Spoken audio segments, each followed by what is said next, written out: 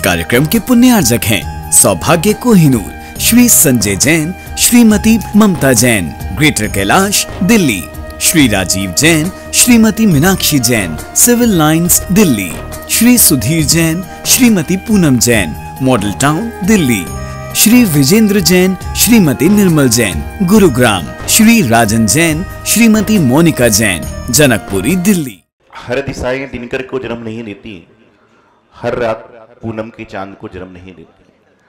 हर दिशाएं दिनकर को जन्म नहीं देती, हर रात पूनम के चांद को जन्म नहीं देती।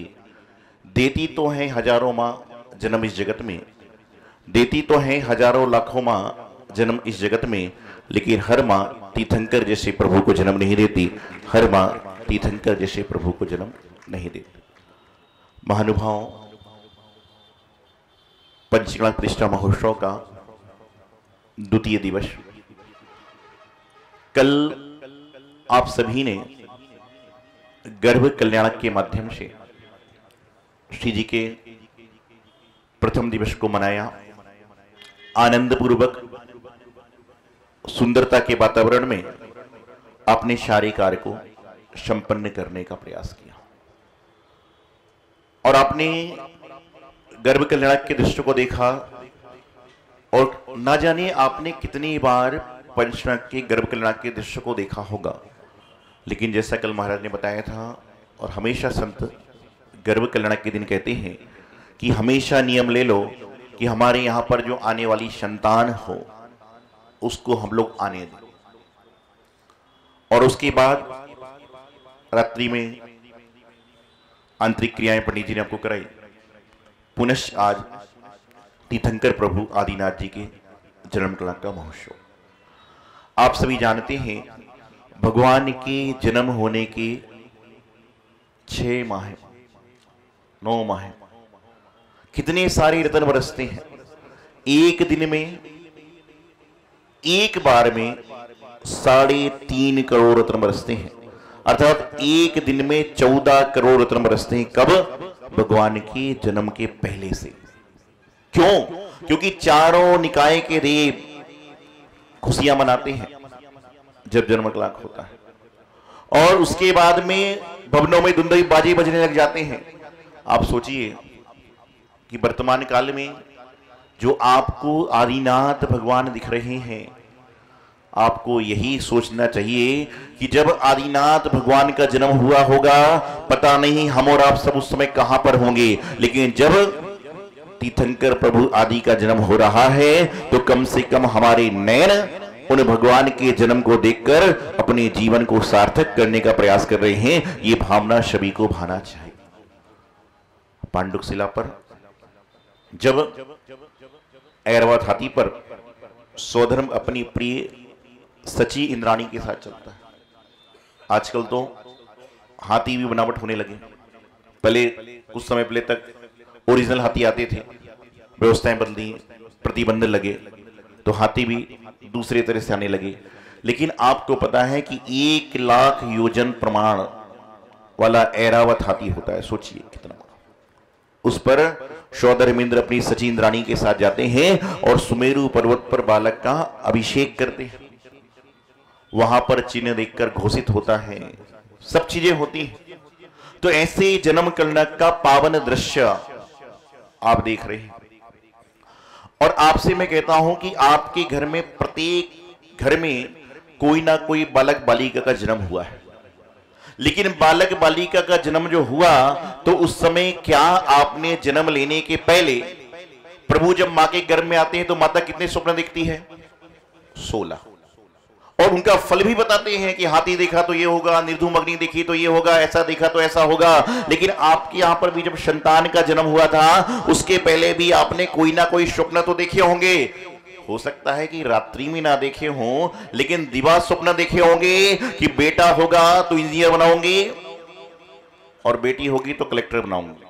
ये बहुत सारी माओं ने सपने देखे होंगे, लेकिन बिल्ली ही मां ऐसी होती हैं जो अपने घर में आने वाली संतान के जन्म के पहले सोचती है कि बेटा हो चाहे बेटू, बेटा हो चाहे बेटी, पप्पू हो चाहे पप्पी, लेकिन मैं अपने बेटे बेटी को जिन्हें इंद्र भगवान का गुरुओं का भक्त बनाऊंगी। ऐसा स्वप्न कौन देखता है? और जिन माताओं ने ये स्वप्न देखा है। अभी अब बता रहे थे, बोले धन्य है माता जी जिन्होंने आचार्य सुनील सागर जी संत को जन्म दिया। ताली पीट रहे थे। धीरे से किसी ने पूछ लिया कि आपका बच्चा मोक्ष मार्ग पे जाए तो कैसे लगेगा, उसने ताली पीटना ही बंद कर दी।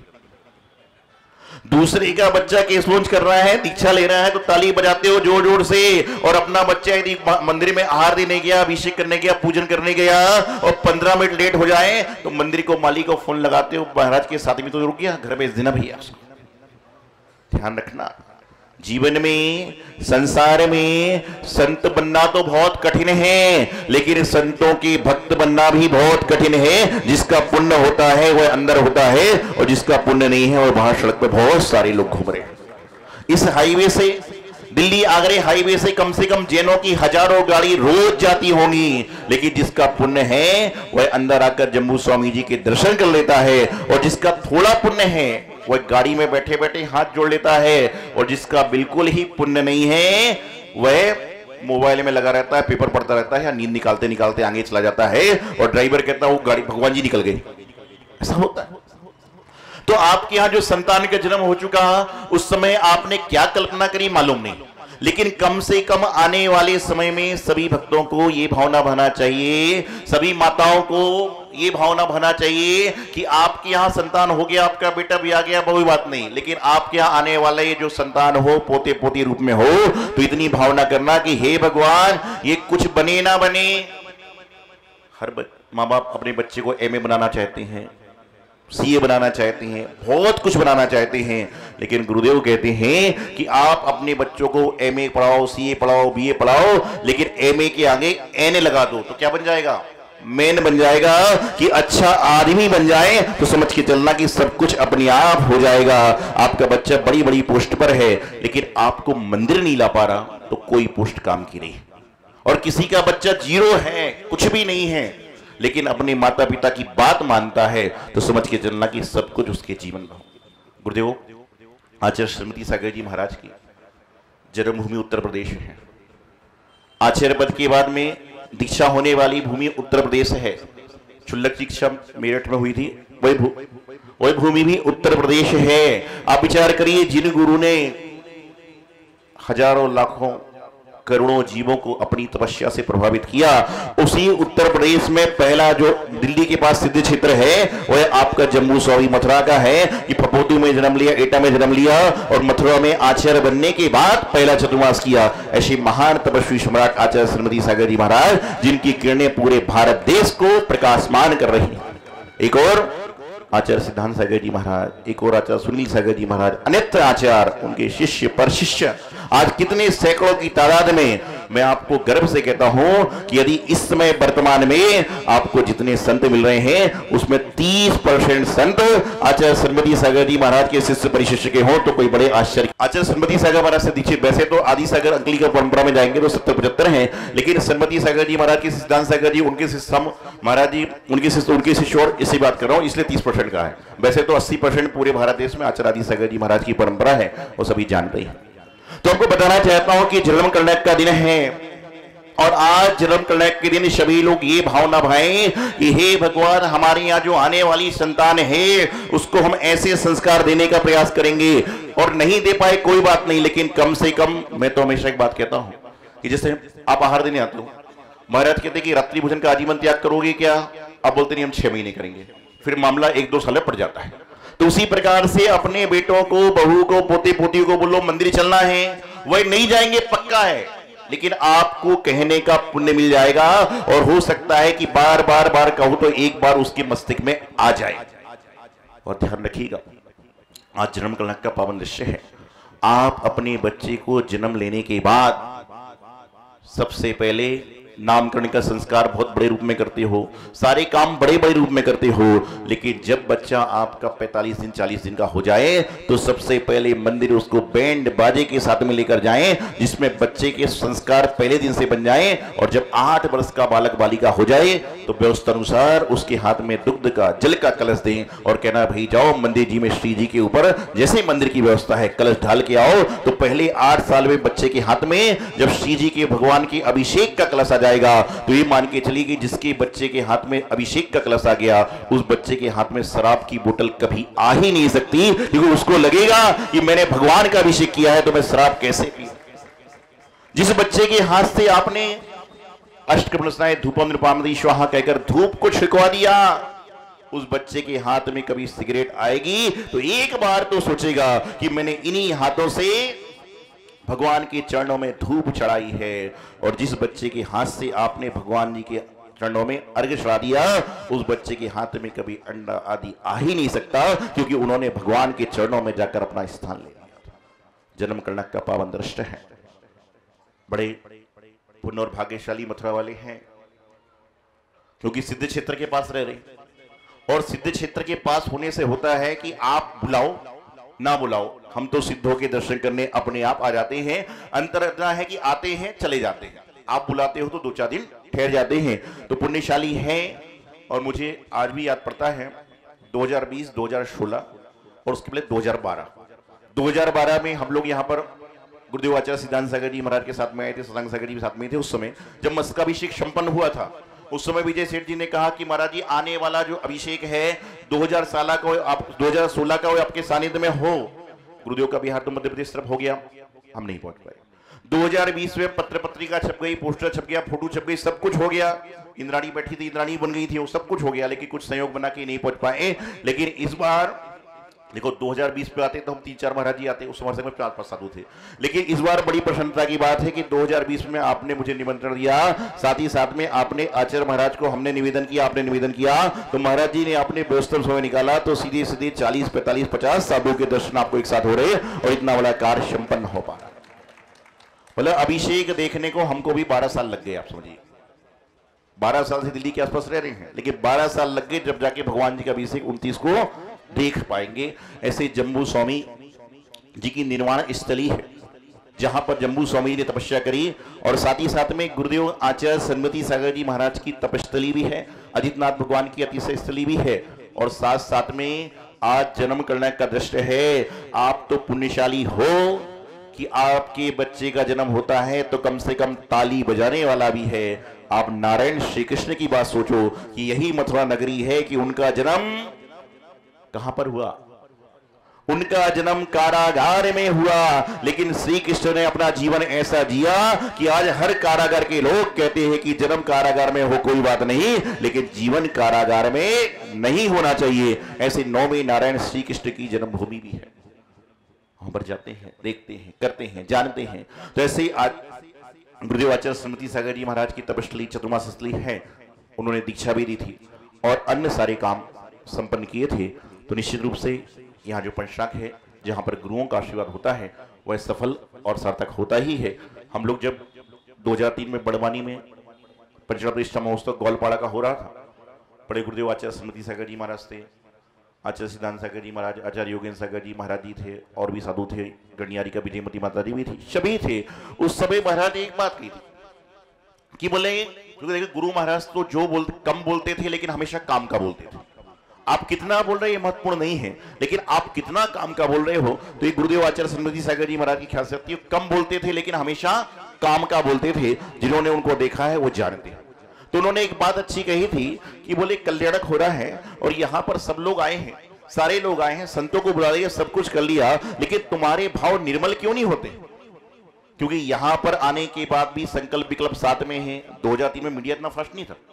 और आपको बताऊं कि ये आप सभी का थोड़ा सा दुर्भाग्य ही है कि 2010 में 24 दिसंबर को जब समाधि हुई, उस समय तक मीडिया व्हाट्सएप आदि इतने सक्रिय नहीं थे, नहीं तो आपको सारी चीजें मिलती। लेकिन आपको जो भी अंश देखने को मिल रहे हैं, उस अंश को देखिए और आप ये पाइए कि जीवन में कहीं ना कहीं उनकी तपस्या का अंश गुरुओं पर आया, सुनील सागर जी पर आया, सिद्धांत सागर जी पर आया, और उनका अंश आपको मिल जाए। क्योंकि कहते हैं ना कि पेड़ जो रहता है उसका बीजारोपण कोई करता है, लेकिन फल खाने किसी और को मिलते। तो वही हमारे साथ में हो रहा है कि तपस्या तो गुरुदेव ने करी, लेकिन हम लोग उनके पोते पोती हैं तो हमको फल खाने को मिल रहे। तपस्या तो उन्होंने करी, लेकिन उनके फल तो हम खा रहे हैं ना सर। तो इसी प्रकार से क्या है कि आप भी फल खाने का प्रयास करें और अपने जीवन को धन्य दान से परिपूर्ण करें। समय अविरल गति से बढ़ रहा है, तो आज जन्म कल्याण का पावन दृश्य है, वही महाराज जी को भी सुनेंगे और अन्य सारी क्रियाएं पंडित जी आपको बताएंगे, करने का प्रयास करेंगे। और दोपहर में ठीक 2 बजे जन्माभिषेक के बाद पुनश्च यहाँ पर सभा लगेगी। और चूंकि आचार्य श्री विद्यासागर जी महाराज की समाधि के बाद महाराज जी जब रास्ते में थे उन्होंने वहीं विद्यांजलि सभा कर दी, हम लोगों ने भी कर ली थी, लेकिन दोपहर के सत्र में थोड़ा सा उनके बारे में भी हम लोग बोलेंगे। और एक बात आपसे कहना चाहता हूं, आपने राम भगवान की फोटो देखी, श्री कृष्ण की देखी, महावीर की फोटो देखी, आपने सुंदर सी देखी, लेकिन ये देश का दुर्भाग्य है कि हमारे साधुओं की समाधि के बाद लोग उनकी वो वाली फोटो चलाते हैं जो उनके अंतिम लोगों की। कभी भी कोई साधु की समाधि के बाद उस समय की फोटो ना चलाओ, जो उनके वर्तमान की जो अच्छी फोटो थी वो लगाइए, क्योंकि यही इतिहास बनता है। कभी भी पूर्वों की आपने फोटो अंतिम समय की नहीं देखी, समाधि सूचना दे दी, सब कुछ कर लो, लेकिन कम से कम उनकी जो फोटो अच्छी अवस्था की थी वह भेजिए, वह लगाइए, जिससे लोग समझें, अपना साधना करें। यही मंगल सुभावना। और महाराज जी ने भी हमारे छोटे से आग्रह को स्वीकार किया। पंडित जी गए, मथुरा समाज गई और अपने समय में से समय निकाला, आपको आशीर्वाद दिया, हमें भी ज्ञान की बातें दी। और निश्चित रूप से महाराज जी आप जानते हैं कि जो हमारे पंडित जी बता रहे थे और सभी जानते हैं कि वर्तमान में ब्रह्मी लिपि विद्या, प्राकृतिक विद्या, उन्हीं सबके महाराज जानकार हैं और शिष्यों को पढ़ाते हैं। कल शाम को जब मैं गया सौभावती जी को लेकर, महाराज जी मैंने कॉपी चेक कर लो, माता जी पढ़ रही हैं, तो महाराज ने सुंदर सी बात कही, आप तो पढ़ रहे हो, लेकिन जब भी समाज में जाओ तो वहां पर 2 हो, 4 हो, 20 हो, सबको पढ़ाइए कि भाव यही है कि जो हमारी मूल भाषा है, हमारी प्राकृतिक भाषा है, ब्रह्मली भाषा है, वह लोग तक पहुंचे। तो ऐसे महाराज ने भी यहाँ पर पहुंचकर आपको भी आशीर्वाद दिया, हमें भी ज्ञान की शिक्षा देने का प्रयास किया। तो निश्चित रूप से चूंकि हम तो चाहते थे कि 29 तक महाराज रुके, लेकिन चूंकि 28 से कामा में पंचना प्रतिष्ठा महोत्सव है, और जैसे आपसे कोई कहे कि 2 दिन बाद महाराज जी आएंगे तो आपको कैसा लगेगा, इसलिए वो भी चाहते हैं कि हमारे यहाँ साधु सानिध्य पहुंचे।